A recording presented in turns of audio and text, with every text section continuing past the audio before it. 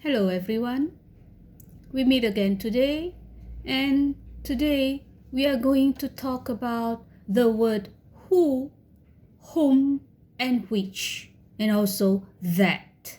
Okay, now today we are going to talk about these words, mostly in a clause. Okay, so when they are used in a clause, how are we going to use them? Okay, and sometimes remember these words who, whom, which, and that, we can call them as a relative pronoun. Okay, so what is relative pronoun? Relative pronoun is usually used to combine or to join a main clause and a subordinate clause.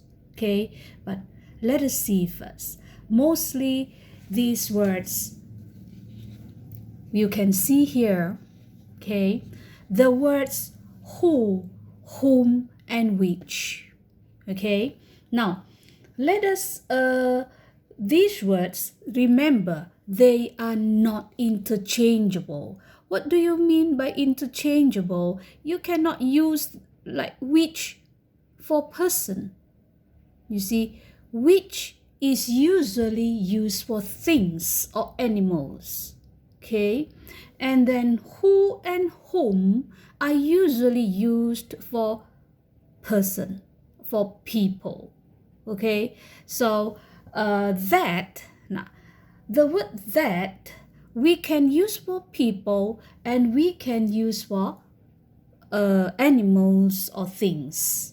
Okay, so that can be used for animals and can be used for things, okay, and also can be used for people, while who, whom, and which, cannot be used as you like. Okay, I mean, which just now is used only for animals or for things, while who and whom are only used for person.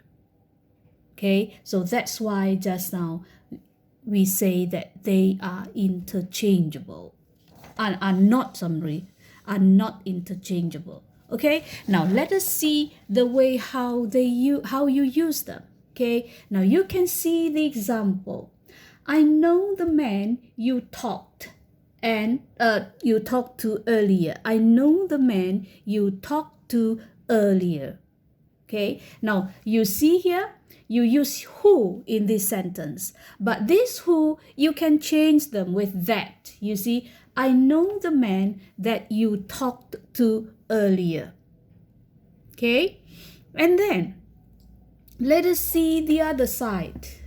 The contract which you signed is on the table. The contract which you signed is on the table. You can see the word which, you can change them with the contract. You see, the contract that you sign is on the table. So the word which, you can change with that. Okay, and then just now we say that which cannot be used for persons, right? But there's the exception. What exception is that? You see here, which can be used for people when you have a group of people and you want to select which one. Okay, for example, if in a class, I talk to the students. Okay, I say, which one of you can answer my questions? Okay, which of you can answer my questions? So which here I use for the students, but I don't use for each. I don't use for all of them. What I want is that which one. What I want to show is that I want to select which one.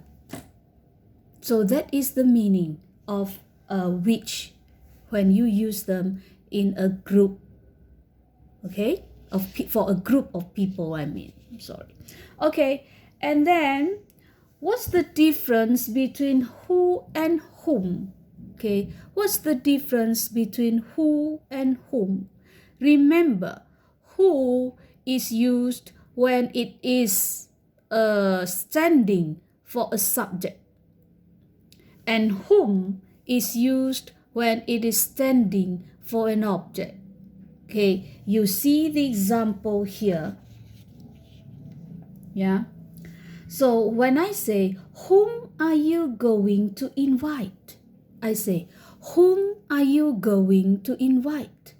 Okay, the word whom are you going to invite? Why do I use whom here? Okay, when you answer, or the sentence is that you are going to invite him, right? So whom here is actually standing for the word him.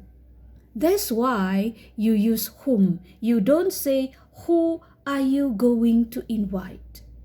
You can use who, but that is for a very informal conversation is okay. But if for writing, especially when you are in Toefl exam, yeah, you have to use whom.